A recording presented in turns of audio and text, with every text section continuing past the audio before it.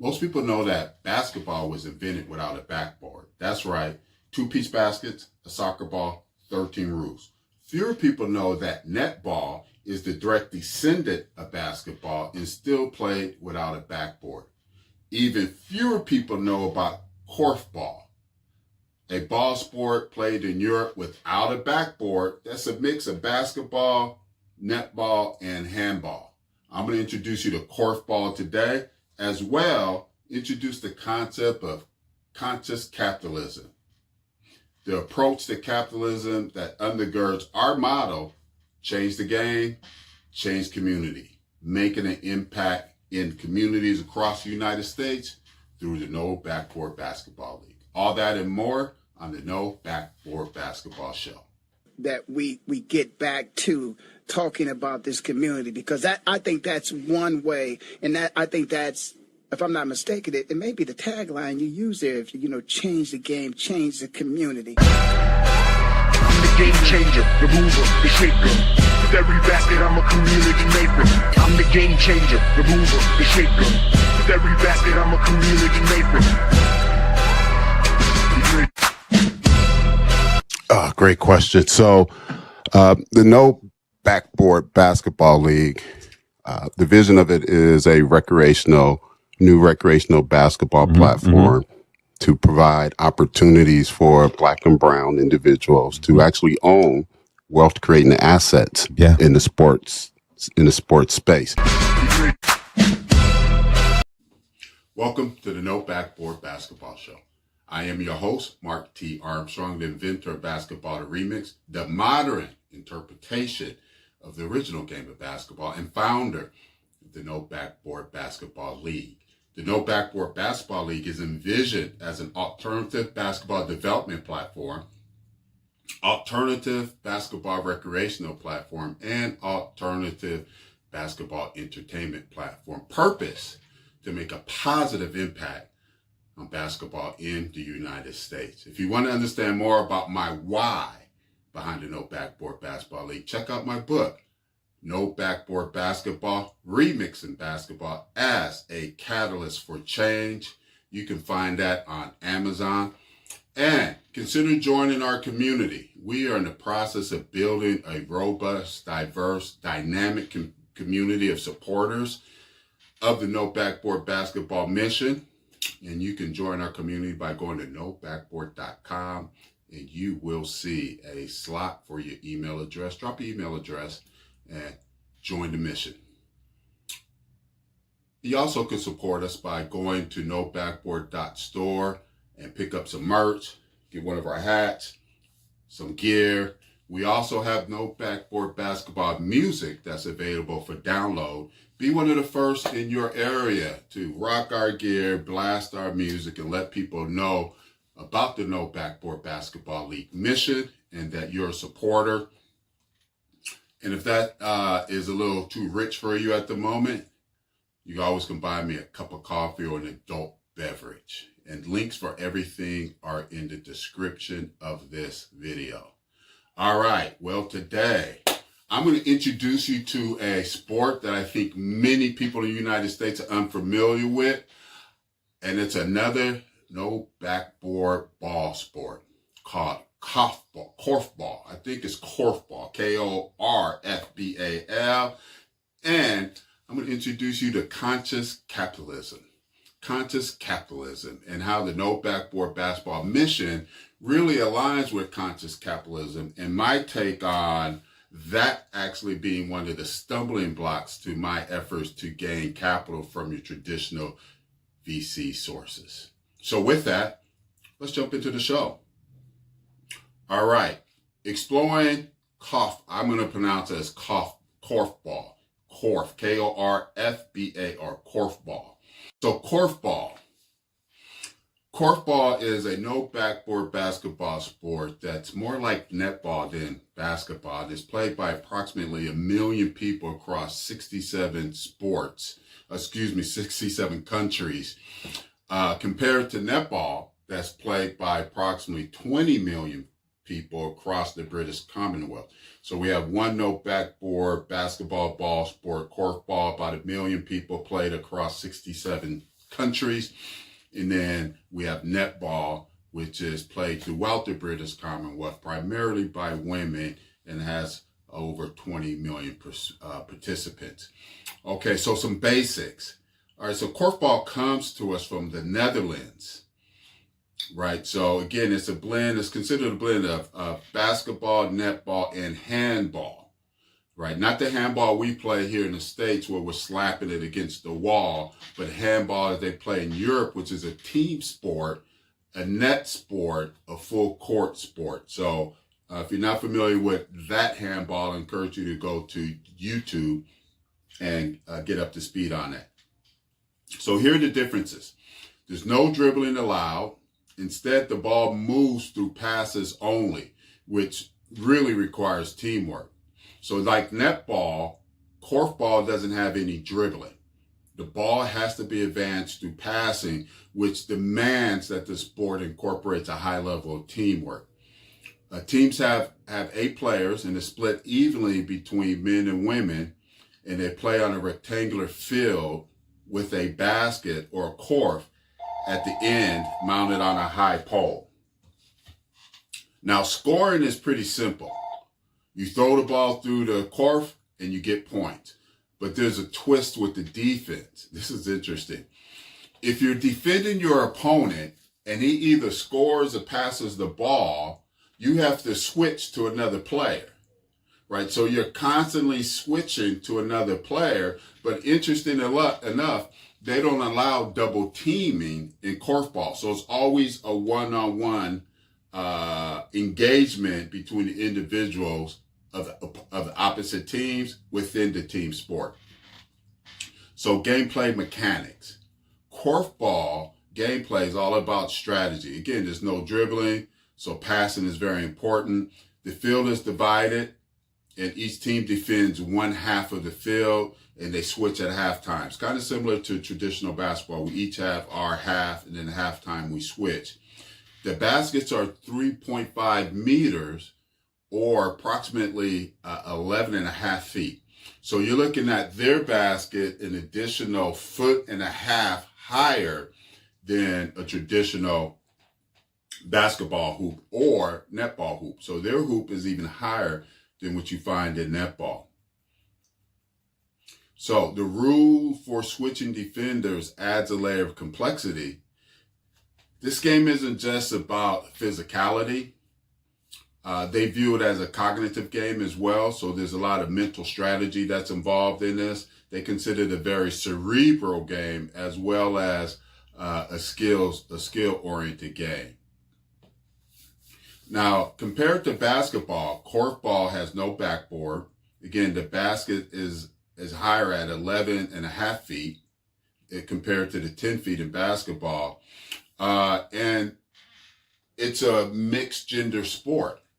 So each team has 8 players, but there are 4 men and there are 4 women on each team. And the gender-specific defensive rule means that men only can guard men and women can only guard women. So those are mixed gender sport. When it comes to the actual defending of each other, it's gender specific. Men guard men, women guard women. Now what's interesting is because korfball is dribble free, an individual cannot advance the ball by themselves, right? So they have to advance the ball, passing the ball, which is really different from basketball because both in netball and korfball, there's no dribbling. So to move the ball up the court, they have to pass the ball, right? And I know in netball, they have a time limit. Like you only can hold the ball for a couple of, I think up to 3 seconds. And in korfball, you cannot shoot the ball if you're guarded. So if you catch the ball and someone comes up into you, you cannot shoot the ball. So you'll notice in the clips, most of the shots are people catching it and launching it really quickly. And they really don't, as I tell in basketball, I tell my athletes, get their feet. Right, they catch that thing and they're slinging it. Oftentimes what I notice in my research is they're getting into the shooting motion oftentimes as they're catching the ball.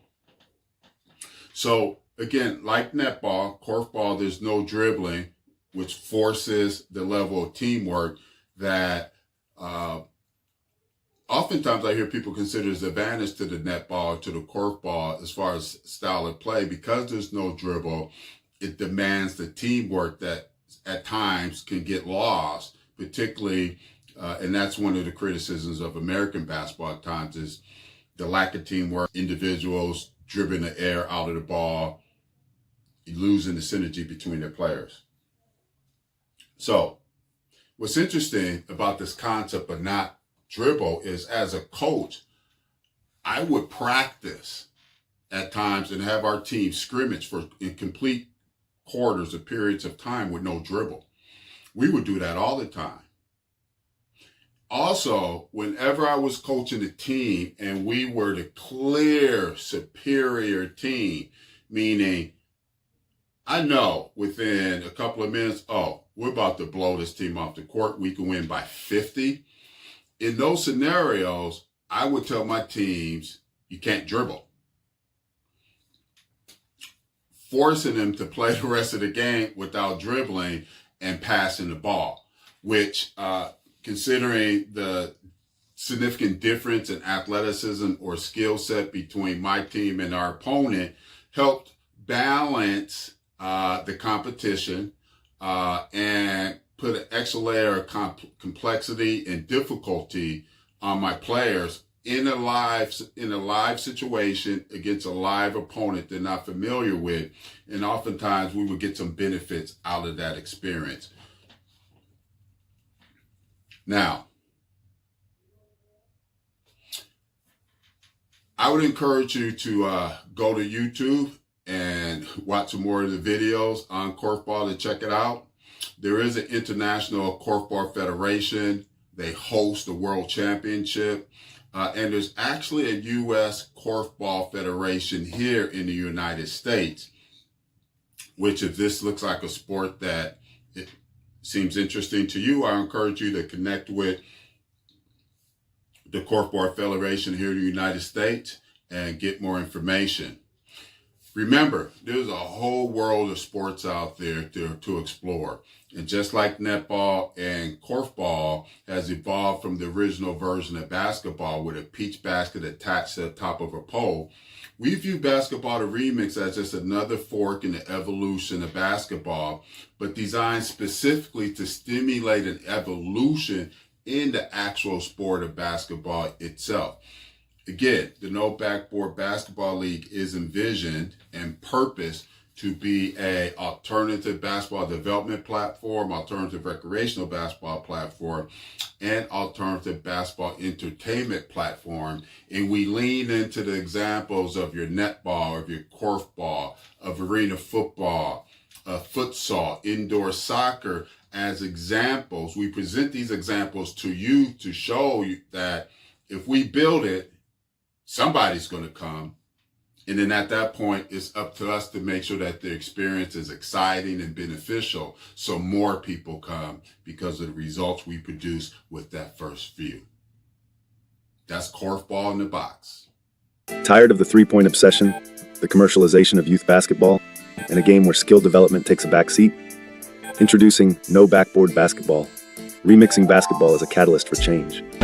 This isn't just a book, it's a movement.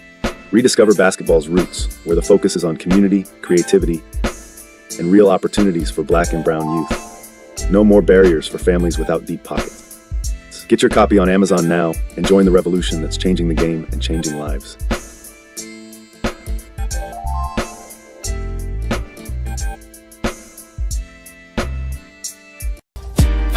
Empowerment's the goal in every role. Sports and tech, it's how we roll. Creating jobs, shaping minds, and every dribble opportunity unwinds. Education, careers in the clear, internships, skills, community cheer, legacy of diversity, inclusion so fierce. We're changing the narrative gear by gear. Conscious capitalism. What is it? Well, today we're diving into the fascinating movement in the business world, conscious capitalism, and how the No Backboard League's mission has been a burden in funding initially, but now we believe it's going to be a blessing. The roots of conscious capitalism.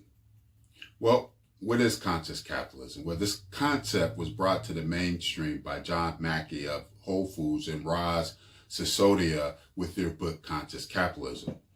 It's based upon 4 key pillars: higher purpose, stakeholder orientation, conscious leadership, and conscious culture. The idea is that businesses can do well by doing good, focusing on more than just profit. It's really about creating value for all the stakeholders, the employees, the customers, the suppliers, the community, the environment, and not just shareholders. It's capitalism with a conscience, where businesses aim to be a force for positive change in the world. About the way our business needs to evolve, the way that our economic system needs to evolve, and it's based on 4 key tenets. The first one is that each business has the potential to have higher purpose beyond just maximizing profits and shareholder value. Secondly, that the business should be managed on behalf of all of the major interdependent stakeholders, not just the shareholders. We're trying to create value for the customers, for the employees, for the suppliers, for the investors, for the community, and for the larger environment. Thirdly, a new type of leadership is required. In other words, a leadership that is in sync with the purpose of the organization and attempts to create value for those shareholders, as opposed to leadership that's primarily there to line its own pockets. And fourth, you need to create a special kind of culture, a culture that is it's really honestly more humanistic. It's usually has a strong marks of empowerment and care and love than you typically find in corporations. You need this type of culture in order for creativity and innovation to flourish.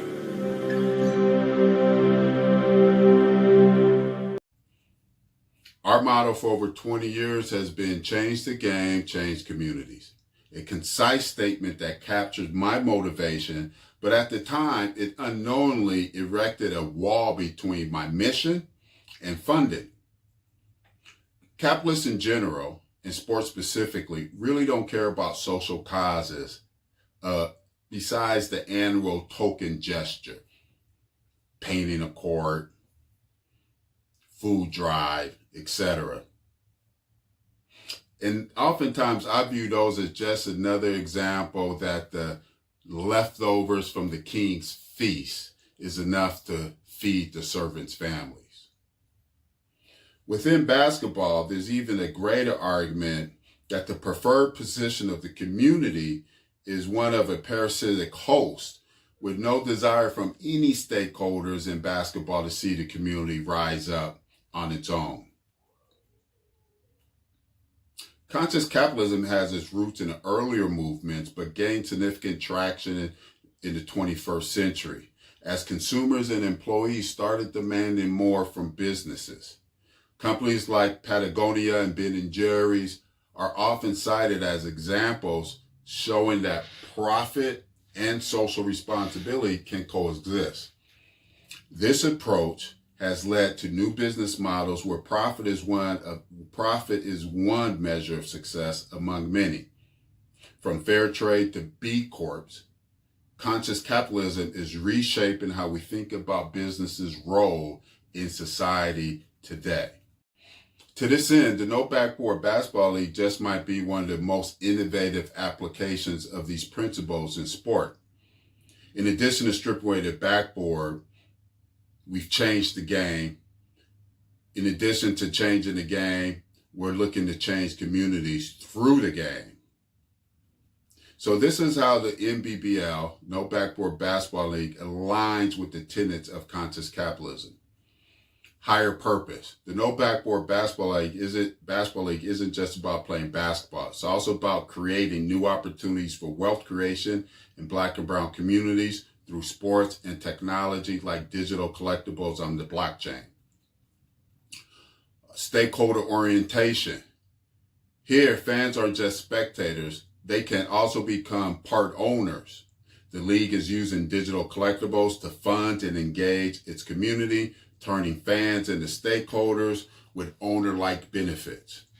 Conscious leadership.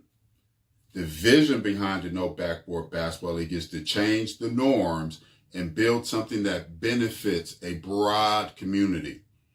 Our leadership is about creating change in communities through sports and conscious culture. By fostering a community around a new form of basketball, the No Backboard Basketball League is cultivating a more inclusive, innovative culture that values the diversity and participation in our brand's ecosystem. The future of conscious capitalism in sports.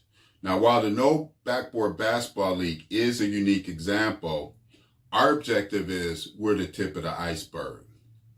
Sports has an immense cultural influence, and in the successful execution of our motto, we can inspire more entrepreneurs to step out and follow our lead. We could see a shift where sports leagues prioritize community along competition. Imagine a world where sports leagues are judged not just based on championships, but how in winning the championships, they uplift the communities, innovate, and engage with their fans in a more meaningful way. Our motto here at the No Backboard Basketball League is an innovative approach that envisions the incorporation of technology, new funding policies, and NIL to reimagine and recreate how sports interacts with the athletes, the fans, and partners. The times have changed, and with the tools available today, the No Backboard Basketball League can find its tribe, its 1%, to shock the world by changing the game and changing communities. Empowerment's the goal in every role. Sports and tech, it's how we roll. Creating jobs, shaping minds, and every dribble opportunity unwinds. Education, careers in the clear, internships, skills, community cheer. Legacy of diversity, inclusion so fierce. We're changing the narrative.